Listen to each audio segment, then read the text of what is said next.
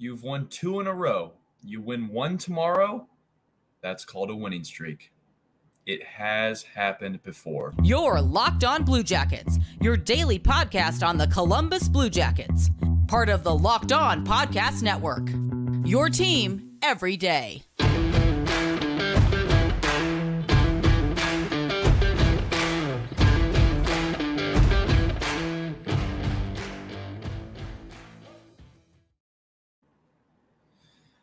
Welcome to Locked On Blue Jackets, part of the Locked On Podcast Network, your team every day. I'm your host, Hayden.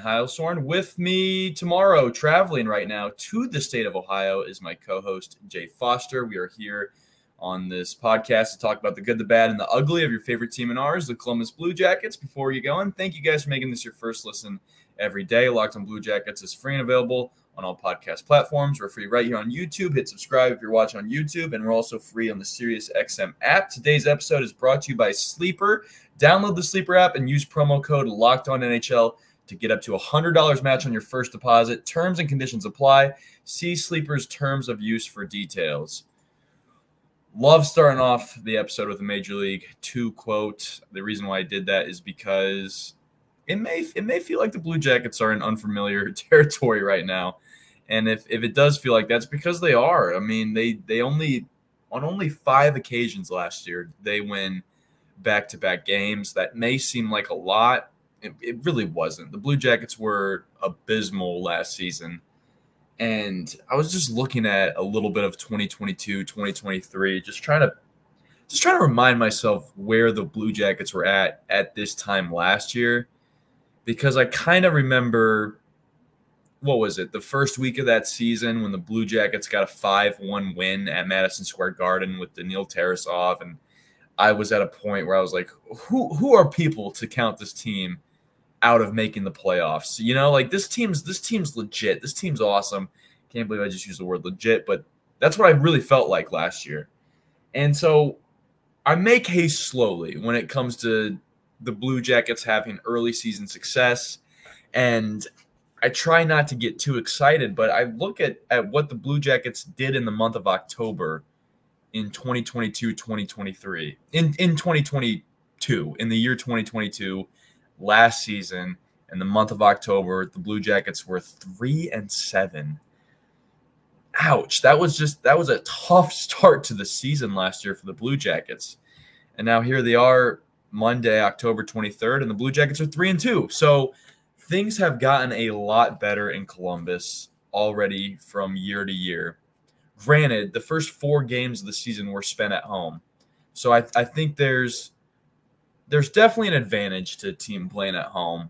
But as I'll talk about here in this episode, the Blue Jackets are coming off a 5-4 victory in Minnesota on Saturday night. Just a great day for folks in Columbus. Obviously, Ohio State, Penn State game was a ton of fun. You saw Ohio State take care of business there. And then you got to watch the Jackets beat Minnesota on the road. Minnesota wearing their Subway uniforms. I call them Subway uniforms. Obviously, they're wearing their old Minnesota North Star colors, but the Subway uniforms, the Eat Fresh uniforms is what I'm going to go with. I was a little concerned about that game. I actually, in the pregame predictions, I took the Jackets, and I thought the Jackets were going to lose. I took the Wild in a 4-2 win that night, and the Blue Jackets proved me completely wrong. I just thought that maybe it was going to be tough for Columbus playing their first game on the road after getting a huge emotional win Friday night, just the night before, against the Flames. And for them to go back-to-back, quick turnaround, they lose Patrick Laine, their star player, one of their star players. This team is littered with stars, but they lose one of their star players due to just an obscene hit from Rasmus Andersson at the end of a game.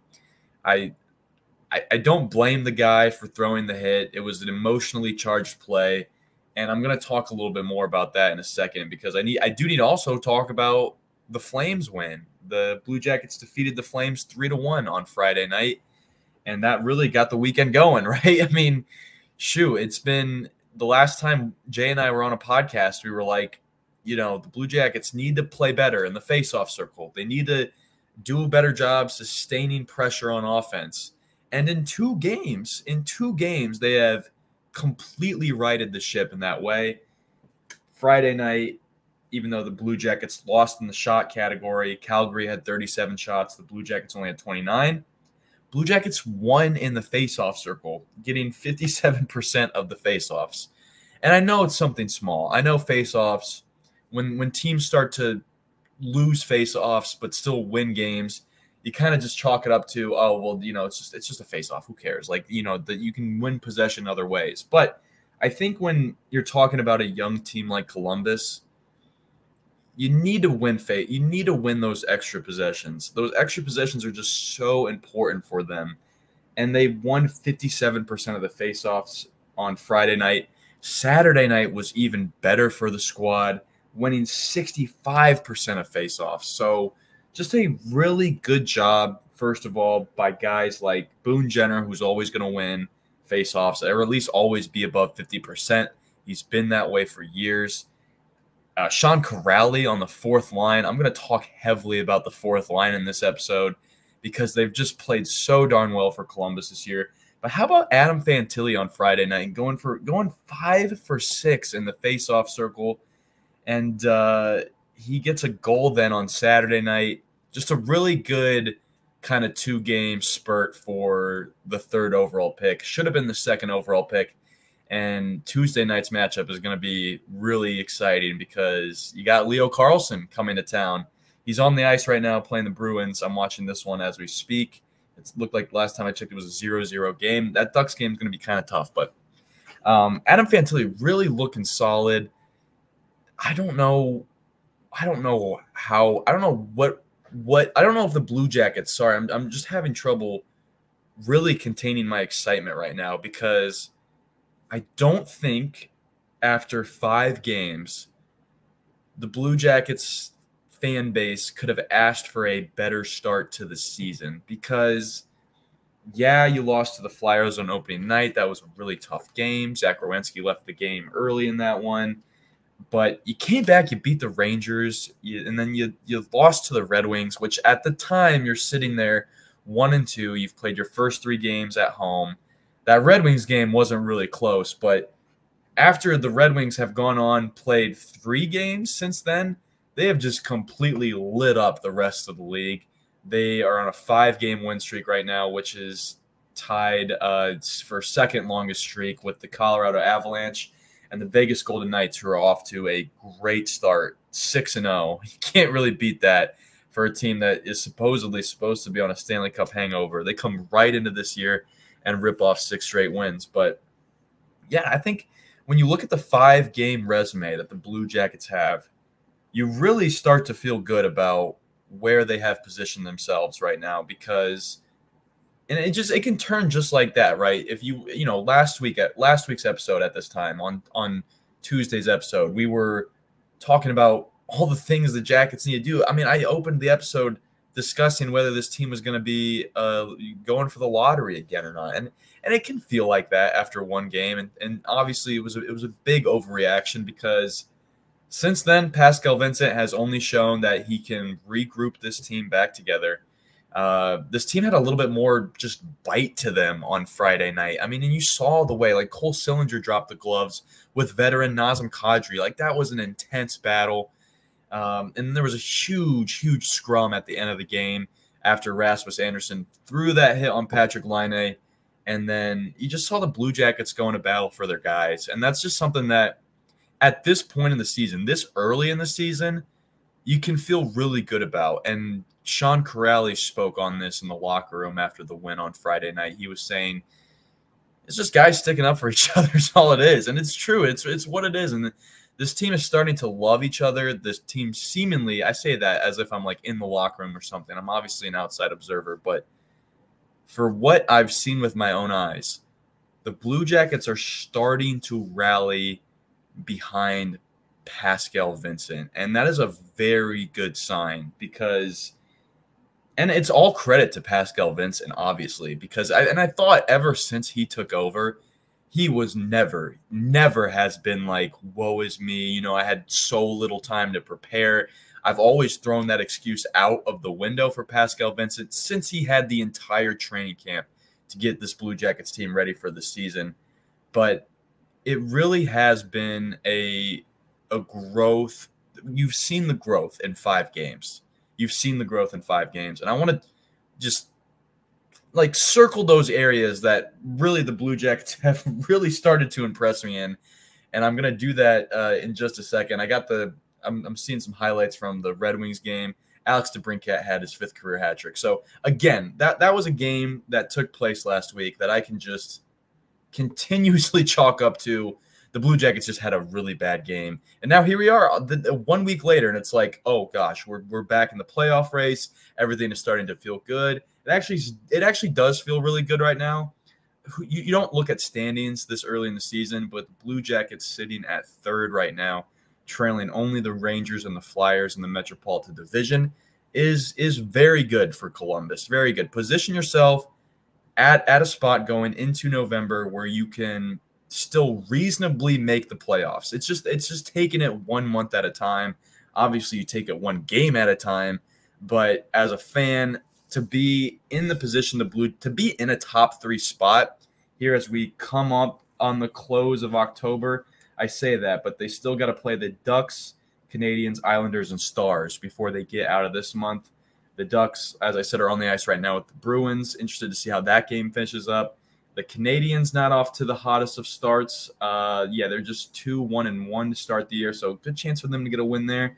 And the Islanders have dropped 2 in a row. As tough as they can be, we know that they kind of are a little slow in the putting up goals category. And again, I'm going to talk about all this in a second. I would just mention that I was going to go to break and then completely forgot to just because I went on another rant. But we will talk about, again, some of the areas the Blue Jackets have just excelled in after the break here on the Locked On Blue Jackets.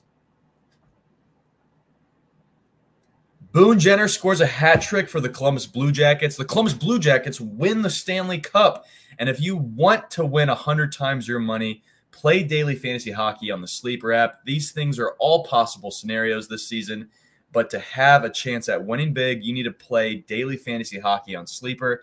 As the official daily fantasy app of the Locked On NHL Network, Sleeper is our top choice for daily fantasy sports, especially daily fantasy hockey. With Sleeper, you can win 100 times your cash in daily fantasy contests with studs like Adam Fantilli or Kirill Marchenko or Patrick Laine whenever he gets back on the ice. All you need to do is pick more or less on stats for these stars. Choose stats like goals, assists, saves, or plus minus, and many more. You heard me, Columbus Blue Jackets fans. 100-time payout.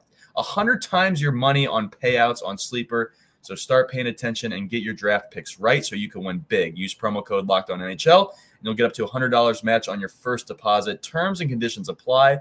That's Locked On NHL. See Sleeper's terms of use for details. All right. I'm right here on a Monday morning celebrating the fact that the Blue Jackets have won 2 games in a row, and they didn't win 3 in a row once last year. In fact, you have to go all the way back to March 2022, the last time the Blue Jackets won 3 hockey games in a row.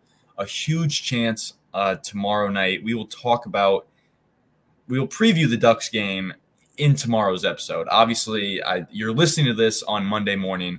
I'm recording this on Sunday night, watching the Ducks-Bruins game as we speak, so we'll have a lot more on the Ducks tomorrow, especially when Jay gets back. He follows West Coast hockey very closely, being that he spends a lot of time in California, so that should be a very good episode for you guys tomorrow. But again, the Blue Jackets have a huge opportunity to win 3 games in a row for their first time since March 2022. And 3-2 at this point in October. They've already matched their win total the same win total that they had in the month of October last season. Things are starting to look really good, and especially after that last game where the Blue Jackets outshot the Minnesota Wild 54-28. It was an offensive onslaught by the Blue Jackets. Obviously, Elvis's save percentage could have looked a little better.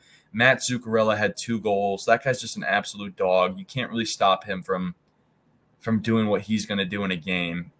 But I still think Elvis played a good game. He had a .8 .3, whatever save percentage. That's all the Blue Jackets are going to really need from him from time to time, especially in those high-flying offensive games where they're going to put up 50 shots on goal. I believe the Blue Jackets can tuck away 10% of their shots in games like that. And they also are not even getting goals from some of their top scorers that they had last year, like Johnny Gaudreau, who leads this team in shots for Columbus, has not yet registered a goal this season. Kirill Marchenko, who is third on this team in shots for Columbus, has not had a goal yet this season. And Patrick Laine was out last night.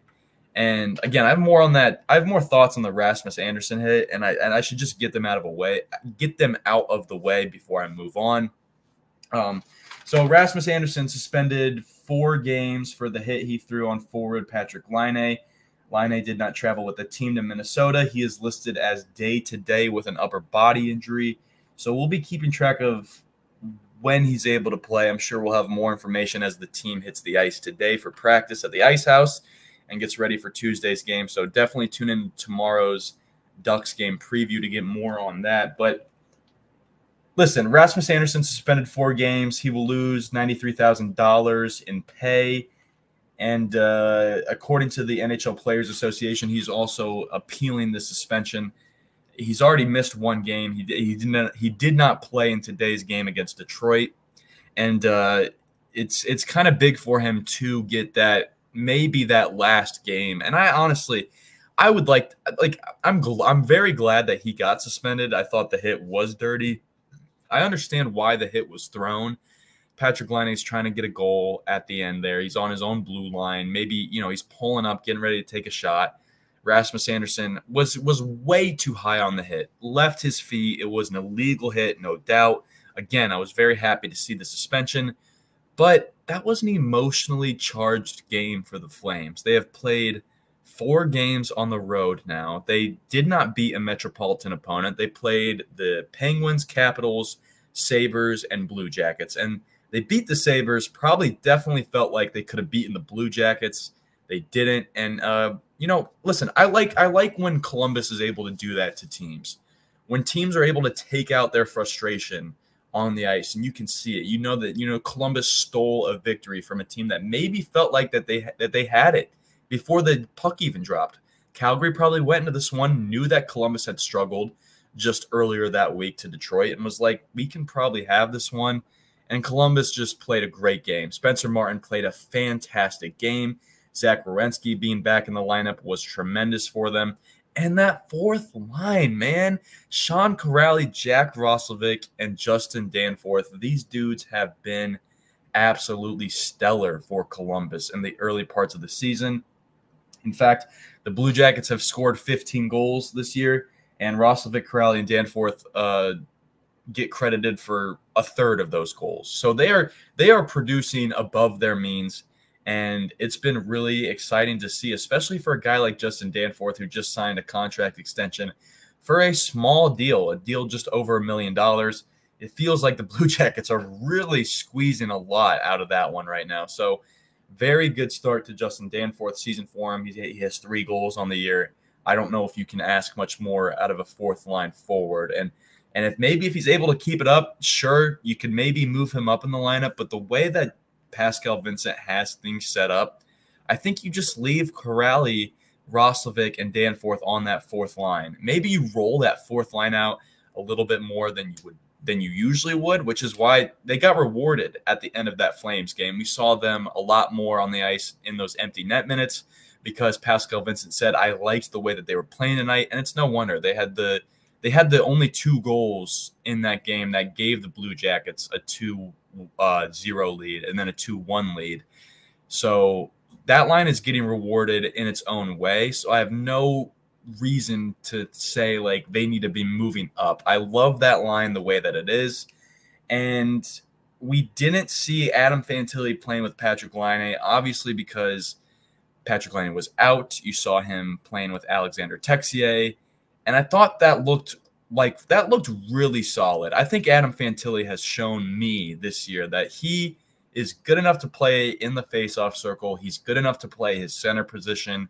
We know now that Pascal Vincent is not the type of coach that likes to designate specific positions at the forward line. Like he likes to have he likes this idea of just 3 rotating forwards, just covering however much ice they need to cover defensively.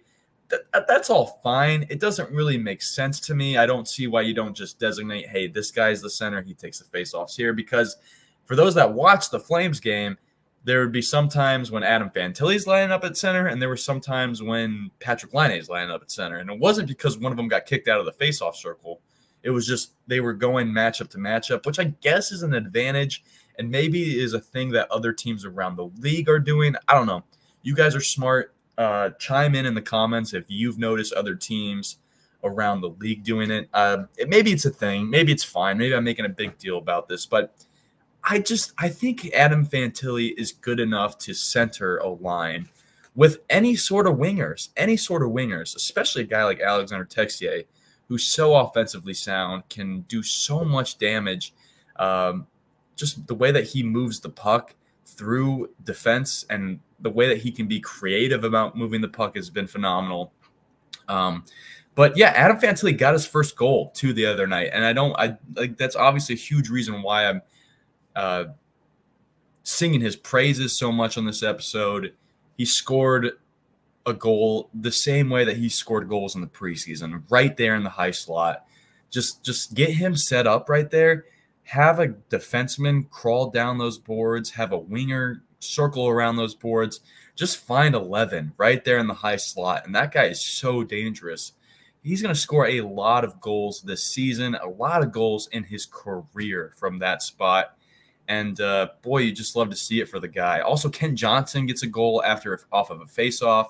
That's is that his second goal of the year, I believe? I don't have that at the top. That might have been his first goal of the year.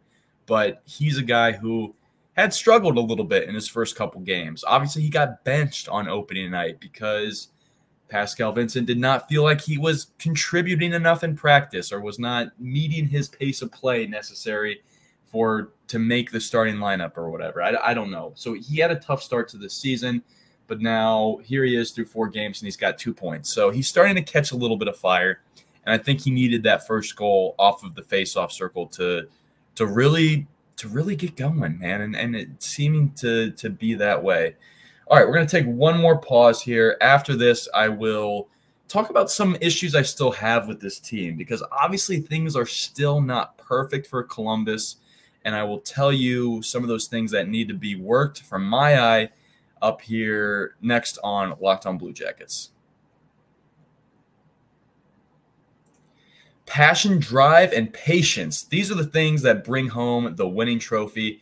It's also what keeps your ride or die alive. eBay Motors has everything you need to maintain your vehicle and level it up to peak performance, from superchargers, roof racks, exhaust kits, LED lights, and more. Whether you're into speed, power, or style, eBay Motors has got you covered. With over 122 million parts for your number one ride or die, you'll always find exactly what you're looking for. And with eBay Guaranteed Fit, your part is guaranteed to fit your ride every time or your money back. Because with eBay Motors, you're burning rubber, not cash. You want to be on the road burning rubber, baby, not cash. With all the parts you need at the prices you want, it's easy to turn your car into the MVP and bring home that win. Keep your ride or die alive at ebaymotors.com. Eligible items only. Exclusions apply. eBay Guaranteed Fit only available to U.S. customers.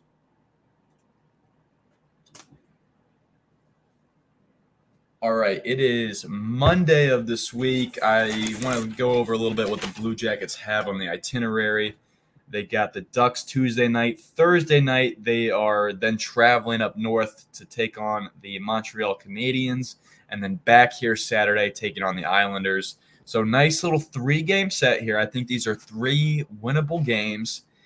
We're gonna post a poll there in the community tab page. How many points do you expect the Blue Jackets to get in this 3-game stand here? Watching a little bit of the Ducks game tonight. This Ducks team is playing with a lot of energy. Troy Terry, Trevor Zegras, these guys are coming off hard right now. They are lifting. They're playing the Boston Bruins, who are right now the leaders in the Atlantic Division, and they're stick checking. They're playing with speed. I think things will change when they leave the pond and come to Nationwide Arena, teams tend to play differently on the road. They don't tend to have that same jump. Maybe they're a little nervous for whatever reason, maybe jet lag, maybe not nervous. I don't know if NHL teams necessarily get nervous nowadays, unless we're talking like a rookie. But I think the Blue Jackets should be able to win this game against the Ducks. And if they don't, it better be because John Gibson has like 50 saves. Like that better be the reason why they aren't able to beat Anaheim on Tuesday night. I fully expect them after 2 days off here to fully maybe even get Patrick Laine healthy.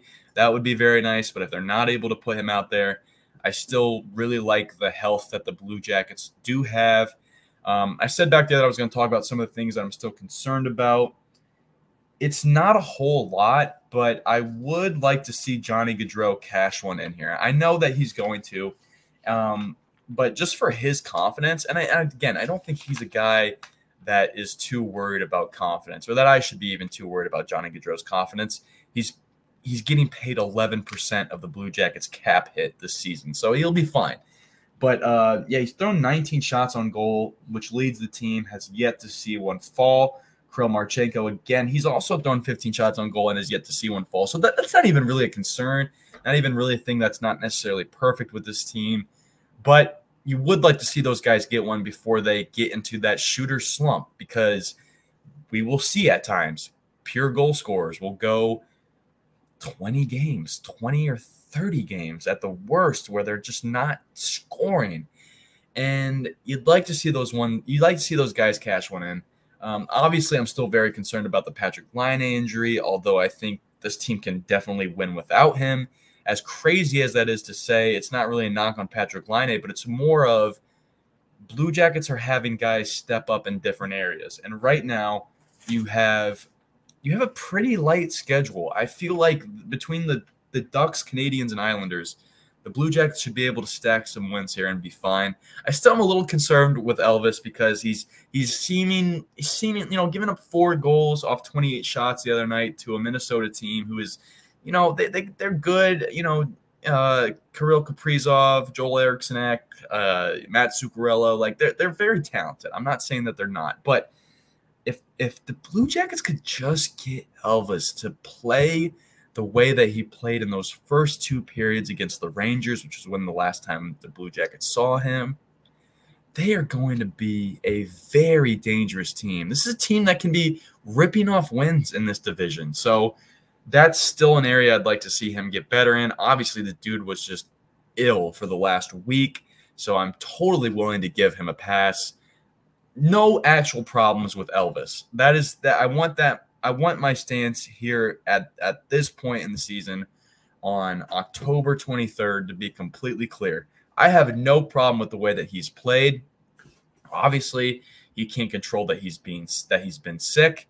But I just would like to see him just churn out those 90 save percentage games, just really, really lock a team down. And the Wild even had a goal that got called back.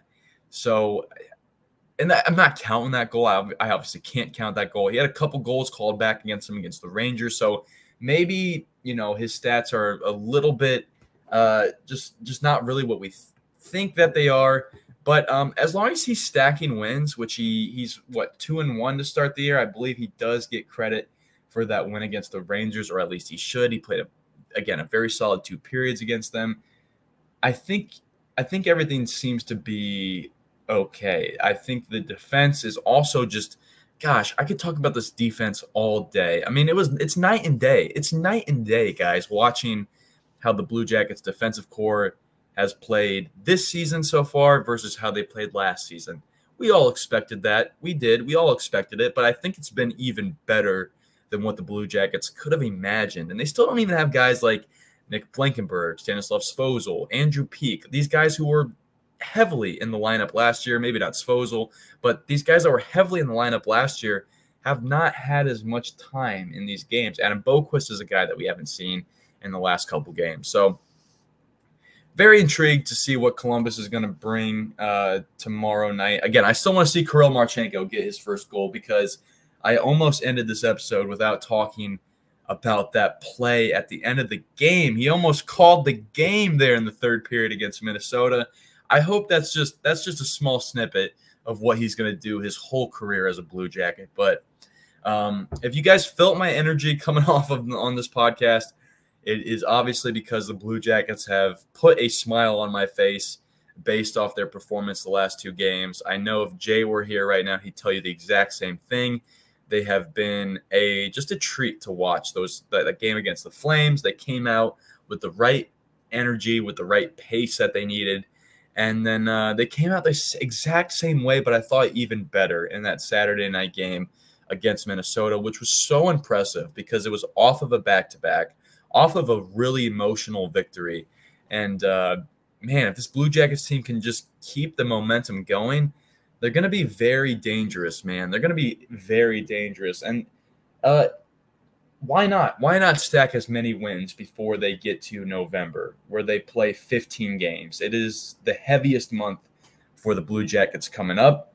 They play 7 Metropolitan games in that month, so nearly half of the games in the month of November are going to be against Metro teams.